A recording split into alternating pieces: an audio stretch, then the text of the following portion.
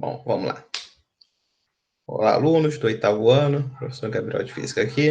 Bom, está começando agora na próxima semana, dia 19, as aulas presenciais. Então, a escola arrumou essa maneira, né, de nós, professores, gravarmos vídeos das aulas que a gente vai dar, um resumo, né, da aula que a gente vai dar presencial para os alunos que não puderem comparecer. Então, vamos lá. Continuando com o capítulo 12 do módulo 4,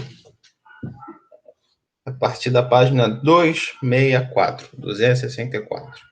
Estudo das condições atmosféricas. Ela começa já com uma pergunta. Em sua opinião, a previsão do tempo é uma ferramenta importante para as atividades diárias realizadas pelas pessoas? Sim, né? Tem uma atividade simples, como ir ali na rua, né? Ou uma viagem, ou para quem, sei lá, pratica esportes ao ar livre, sei lá, parapente, voa de asa delta, vai navegar, sei lá. Tudo isso depende das condições do tempo, né? Por isso que a previsão do tempo é importante. Não há dúvidas de que a variação do tempo e as condições de clima interessam a todos os cidadãos.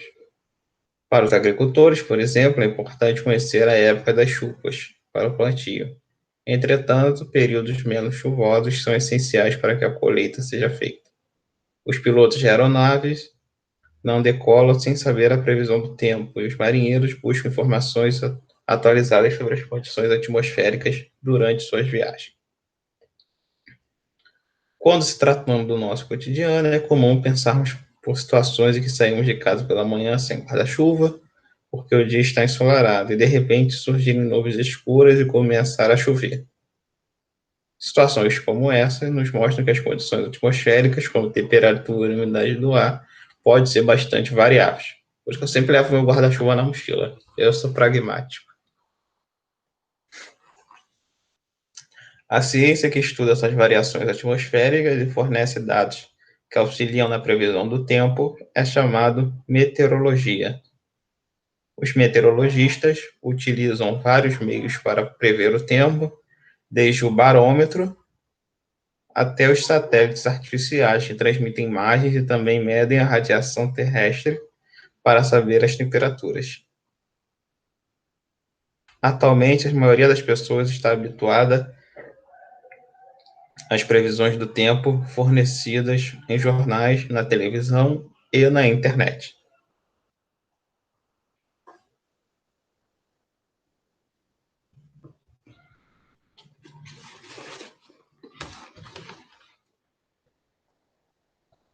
A meteorologia nem sempre é precisa, mas permite a prevenção dos riscos meteorológicos, como os ciclones, os temporais, as chuvas violentas, as ondas de frio, entre outros. Veja as manchetes a seguir. Isso que é previsão.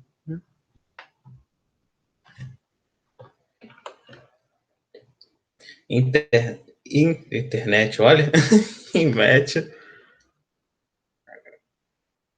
Isso aí é o Instituto Nacional de Meteorologia. Alerta para a possibilidade de chuva forte na metade sul do Rio Grande do Sul, nesta segunda-feira.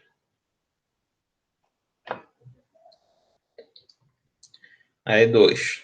Outra pergunta. Você acha que a manchete apresentada se refere às informações sobre o tempo ou sobre o clima da região? Aqui é para ver a diferença, né, entre tempo e clima. Tempo no sentido aqui da meteorologia, né, da previsão do tempo. Não tempo, segundo, hora, minuto, não. É comum observarmos em jornais, na televisão, os termos tempo e clima, muitas vezes usados incorretamente, como se tivessem o mesmo significado. Para a meteorologia, tempo e clima representam conceitos distintos. Primeiro, o conceito de tempo. O tempo caracteriza as condições da atmosfera, especialmente da troposfera, em determinado instante local. Como essas condições são bastante variáveis, o tempo pode ser muito instável, mudando em um curto período de tempo. Então, o tempo a condição, né? A condição atmosférica naquele momento, no curto intervalo de tempo. Nesse caso, é o tempo da maneira usual que a gente conhece, né? Da hora, minuto, segundo. Já o clima é um conjunto de características atmosféricas de determinada região que são observadas em um longo período de tempo. Né? Então, o clima já é um recorte maior, né? É a condição, é a característica, né, atmosférica daquele local por um grande período de tempo. No Brasil existem vários tipos de clima. Está aqui dando um exemplo da capital de Santa Catarina, né, Florianópolis, por exemplo, podemos encontrar um clima subtropical, em que a temperatura média anual é de cerca de 20 graus Celsius. E as chuvas são abundantes e bem distribuídas em todos os meses do ano. Esses tipos de clima, acho que vocês viram em geografia, né? Ou vão ver, não sei. Essa matéria aqui, esse capítulo, tem algumas coisas que são com geografia, né? Dá para ter uma interação entre essas duas disciplinas. Essa parte do livro de ciências com geografia.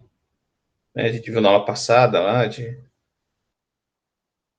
das zonas, né? Linha do Equador, dos trópicos, né? De Câncer, de Capricórnio.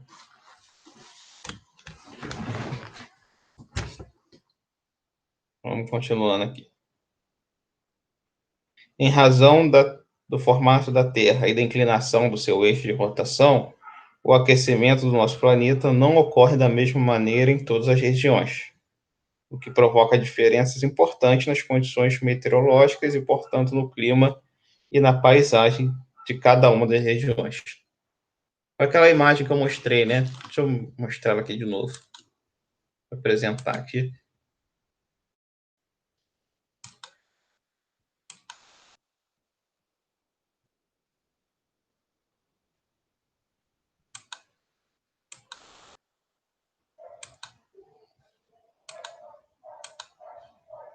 Esperar.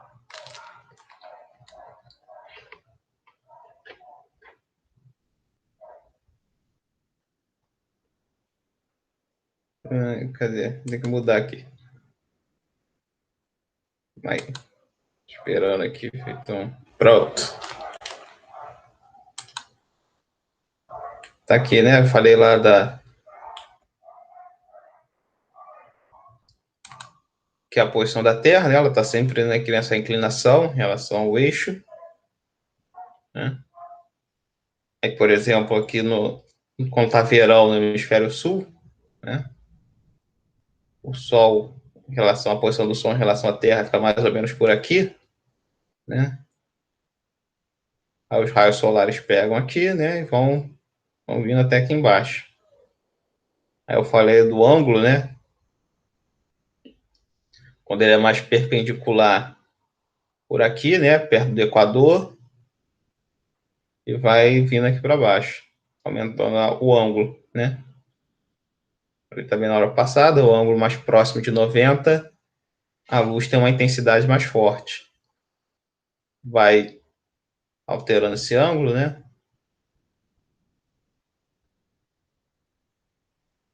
Aí a luminosidade, a intensidade da luminosidade vai diminuindo, mas aumenta a área, né? Por exemplo, eu dei lá da lanterna. Se botar na lanterna reta, você vai ver que o foco de luz é menor, mas é mais intenso. Se vocês forem inclinando assim a lanterna, vai ver que o foco de luz vai aumentar, mas a intensidade vai ser menor. Aumenta a área, né? vai diminuindo a intensidade dentro daquela área. Mais ou menos o que acontece aqui no planeta. Os que recebem um raio solar mais próximo de 90 graus, né? Aqui recebe mais forte e aqui vai diminuindo.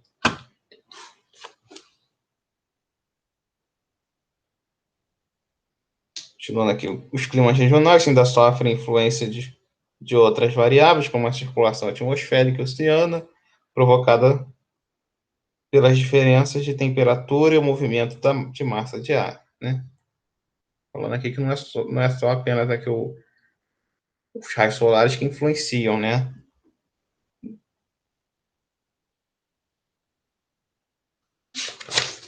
Também tem outras coisas que influenciam no clima da região. Vamos lá, página 266, fenômenos atmosféricos. Vou botar aqui a minha cara.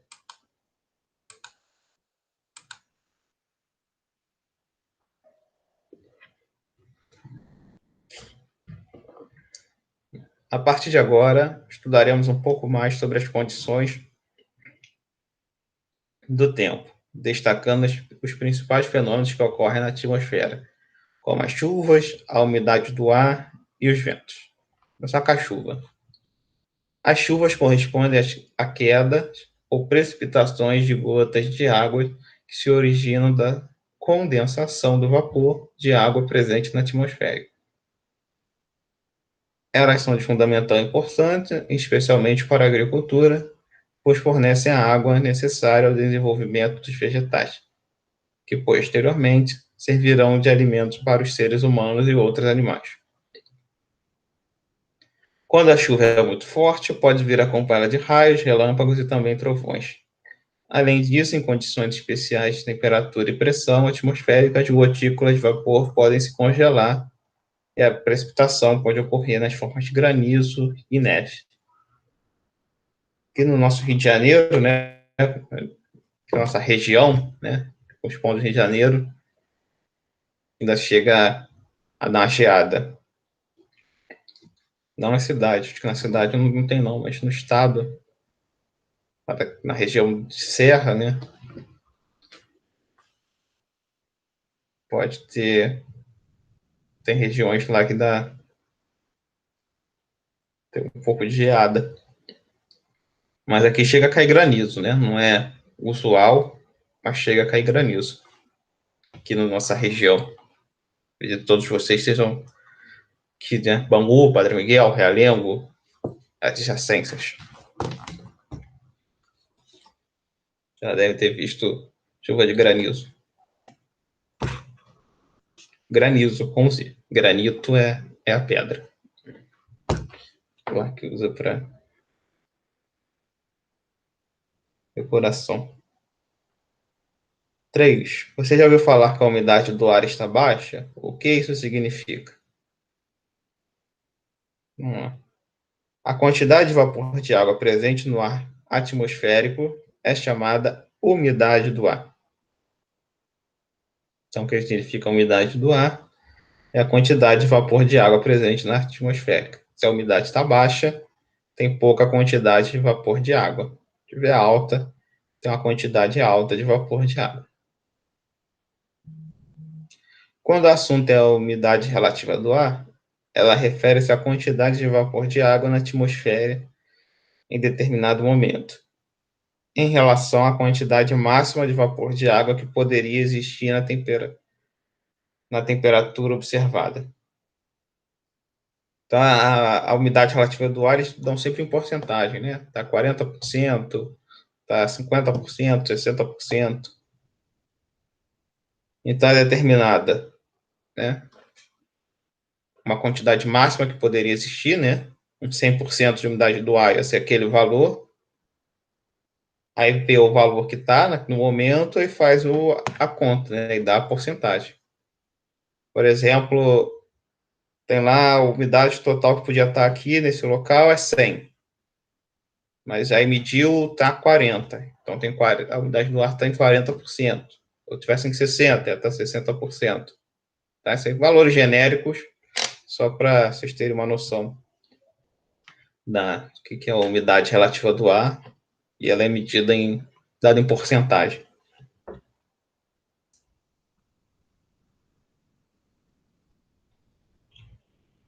Continuando aqui. Após alguns dias de chuva, a umidade relativa do ar é maior, pois há passagem de água do estado líquido para o de vapor.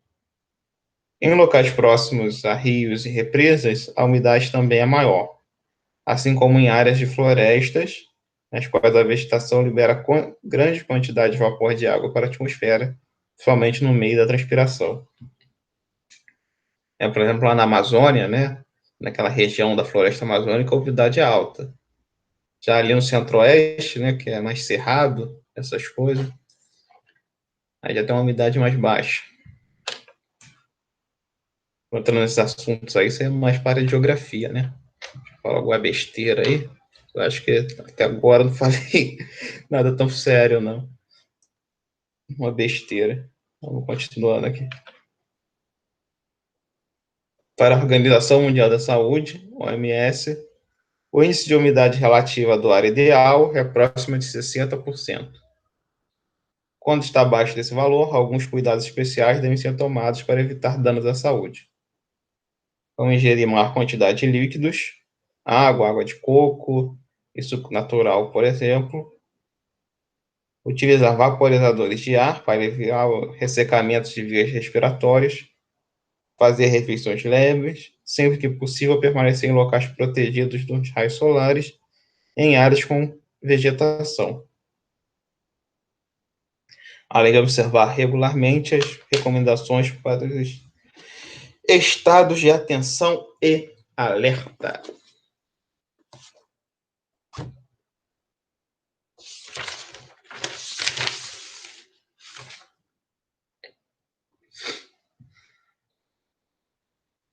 Página 267, o vento. Outro fenômeno atmosférico é o vento, que é o ar atmosférico em movimento. Esse movimento é gerado, entre outros fatores, pelas diferenças de pressão causadas pelo aquecimento desigual da superfície terrestre. Tá? Aí está aqui esse quadro verde aqui, o esquema da formação dos ventos. Vamos lá, no 1 está aqui do B para o C.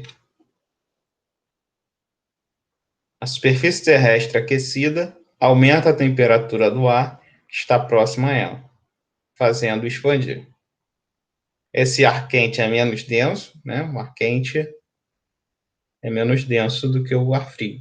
O ar quente sobe. Né? É mais ou menos o funcionamento do balão. Já viram lá o balão, né? Bota um fogo embaixo dele, gerando ar quente e ele vai subindo.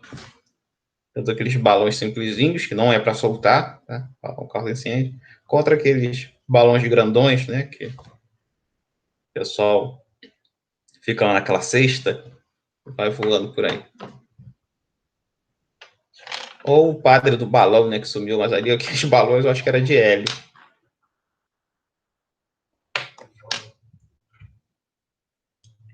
Não é? Esse ar quente é menos denso e tende a subir, gerando assim uma região de baixa pressão em B, logo acima da superfície terrestre, e uma região de alta pressão em C. Vamos agora do C para o D. Ali, você tinha 2. A diferença de pressão entre os pontos C e D faz com que certa quantidade de ar se desloque da região C para a região D, gerando vento na parte superior da atmosfera.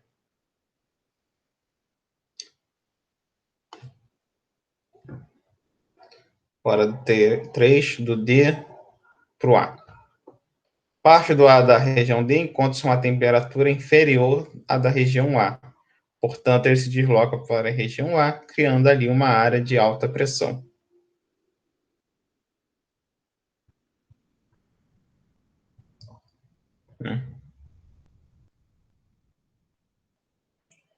O ar está mais frio, né? Então ele desce.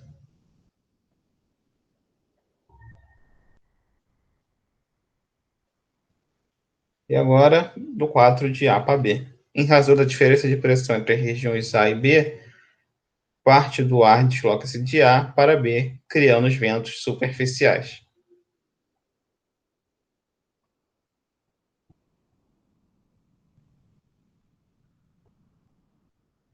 Esse ciclo ocorre indefinidamente quando houver diferenças de temperatura entre as regiões A e B. Quanto maior a diferença de temperatura entre essas regiões, maior será a velocidade do vento. Dessa forma, em consequência das diferenças da temperatura da superfície terrestre, ocorre a circulação atmosférica, resultado do deslocamento de ar das regiões de alta pressão para as regiões de baixa pressão. Para saber a direção dessa movimentação e medir sua velocidade, alguns instrumentos são utilizados. O catavento, está aqui, né, com esse galo em cima, e a biruta, tá aqui a biruta, né, parece um cone, fornece a direção do movimento do ar. E o anemômetro permite medir sua velocidade.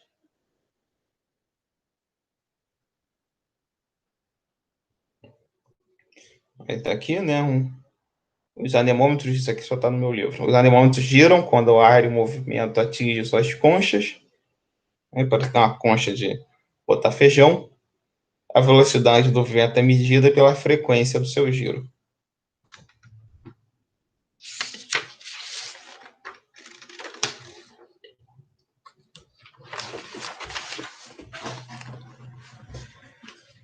Quando a velocidade do vento é alta, ele pode causar diversos prejuízos aos seres humanos.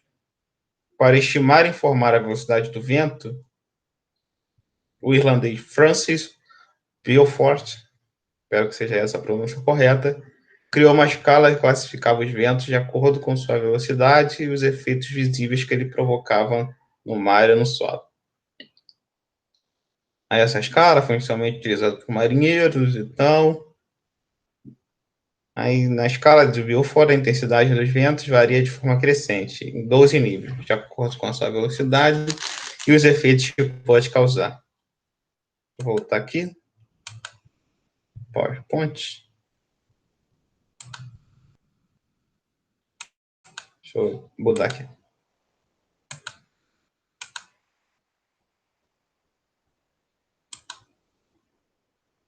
Aí eu botei aqui a escala, tá? Vocês podem achá-la na internet também. Aqui, calma, aragem, brisa leve,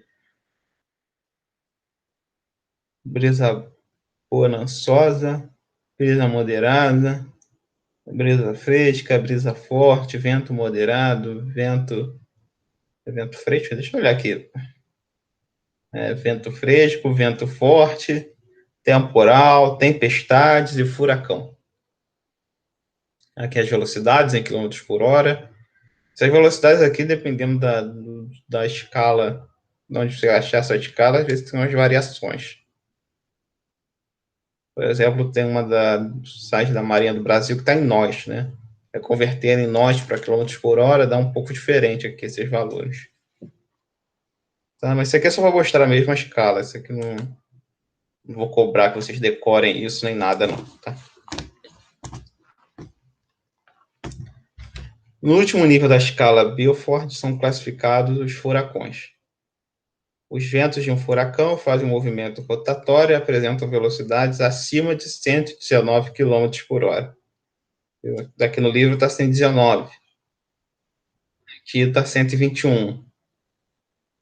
Lá no site da Marinha está acima de 63 nós. Isso dá aproximadamente 116 km por hora.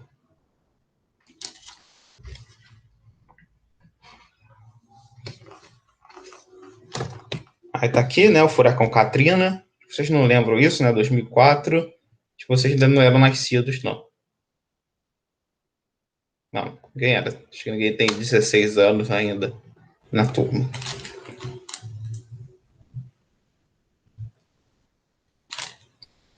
Outro fenômeno meteorológico que causa grandes danos aos seres humanos é o tornado.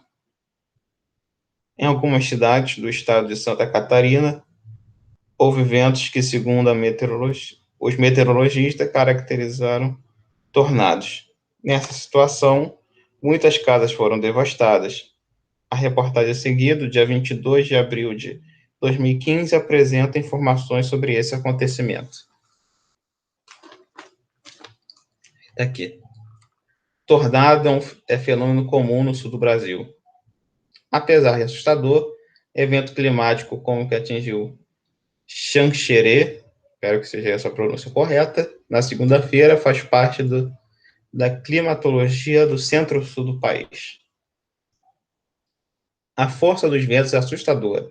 Os estragos deixados pela ventania chocam mais tornados, como o que atingiu a cidade catarinense de Xanxerê.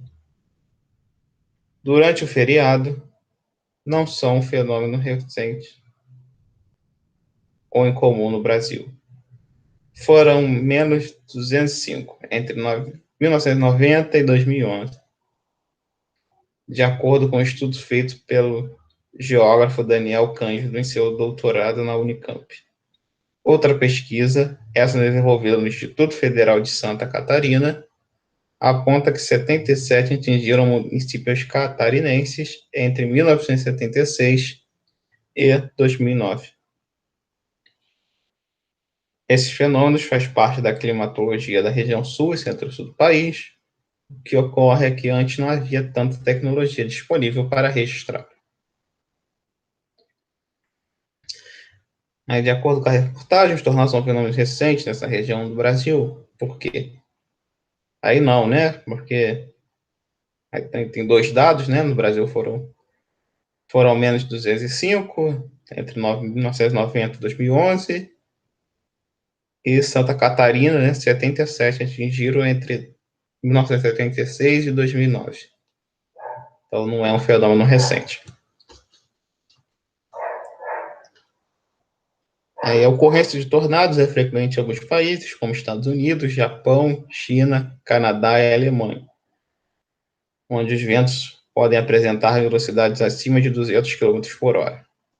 Ciclones e tornados são as manifestações mais devastadoras da atmosfera terrestre e que podem gerar ventos de centenas de quilômetros por hora, chuvas muito intensas e ondas com vários metros de altura. Tá? Ciclone só para falar aqui com vocês, né, curiosidade. Ciclone é uma forma genérica, né, de falar dos furacões e tufões. Furacão e tufão é a mesma coisa, só muda o local de onde ele é causado. Furacão é denominado furacão os eventos que ocorrem aqui no Oceano Atlântico e no leste do Pacífico, ali na região, na costa dos Estados Unidos, do México, tá? E tufão é lá na parte do Pacífico, lá da Ásia, ali perto do Japão, tá? E tornado é formado no continente. Ele tem um tamanho menor, mas é mais rápido, né? A sua duração e tem velocidade de ventos maiores. E quando ele é gerado assim em rios e em mares, né? Aí é chamado de tromba d'água. É só curiosidade.